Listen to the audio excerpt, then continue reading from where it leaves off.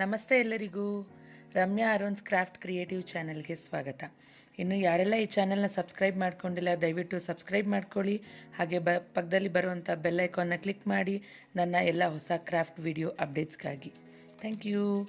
ನೋಡಿ ಫ್ರೆಂಡ್ಸ್, ಇವತ್ತು ಇದು ನನ್ನ ಮೊಬೈಲ್ ಪೌಚ್. ಸೊ ಈ ಮೊಬೈಲ್ ಪೌಚ್ ತುಂಬ ಬೋರಿಂಗ್ ಆಗಿತ್ತು. ಸೊ ಅದಕ್ಕೆ ಸಣ್ಣ ಪುಟ್ಟ ಉಳಿದಂಥ ಗ್ಲಿಟರ್ ಶೀಟ್ಸಲ್ಲಿ ನಾನು ಈ ಒಂದು ಡಿಸೈನ್ನ ಮಾಡಿದ್ದೀನಿ. ನೋಡಿ ಎಷ್ಟು ಡಿಫ್ರೆಂಟಾಗಿ ಚೆನ್ನಾಗಿ ಕಾಣ್ತಾ ಇದೆ ಅಲ್ಲ.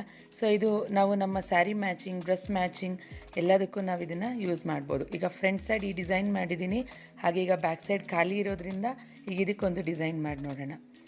ಓಕೆ,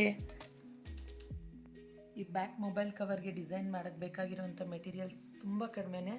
ಯಾವುದಾದ್ರೂ ಒಂದು ಡಿಸೈನ್ ಸ್ಟೆನ್ಸಿಲ್, ಪೆನ್ ಮತ್ತು ಗ್ಲಿಟರ್ ಶೀಟ್, ಒಂದು ಸೀಸರ್.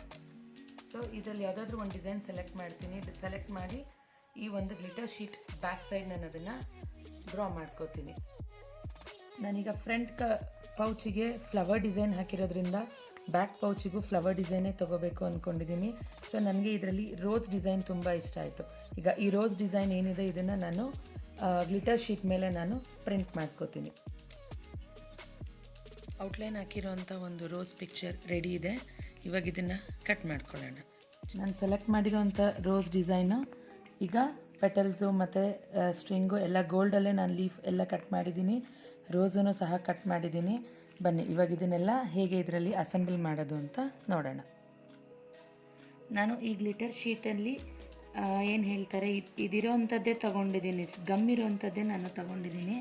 ಸೊ ನೀವು ಬೇಕಾದರೆ ಗಮ್ ಇರೋವಂಥದ್ದು ಇಲ್ಲ ಅಂತಂದ್ರೂ ಪರವಾಗಿಲ್ಲ. ರೆಗ್ಯುಲರ್ ಗ್ಲಿಟರ್ ಶೀಟಿಗೆ ಫೆವಿಕಾಲ್ನ ನೀವು ಯೂಸ್ ಮಾಡಿ ಸಹ ಇದನ್ನು ನೀವು ಮಾಡ್ಬೋದು. ಶೀಟ್ಸ್ ಎಲ್ಲ ಇದಕ್ಕೆ ಪೇಸ್ಟ್ ಮಾಡಿದ್ದಾದ್ಮೇಲೆ ನೋಡಿ ಎಷ್ಟು ಯುನೀಕಾಗಿ ಕಾಣ್ತಾ ಇದೆ ನನ್ನ mobile back pouch. Front design ಹೀಗಿದೆ ಮತ್ತು ಬ್ಯಾಕ್ ಪೌಚ್ ಹೇಗಿದೆ ಅಂತ ಕಮೆಂಟ್ ಮಾಡಿ. ಹಾಗೆ ಸಬ್ಸ್ಕ್ರೈಬ್ ಮಾಡೋದನ್ನು ಮರಿಬೇಡಿ. Thank you.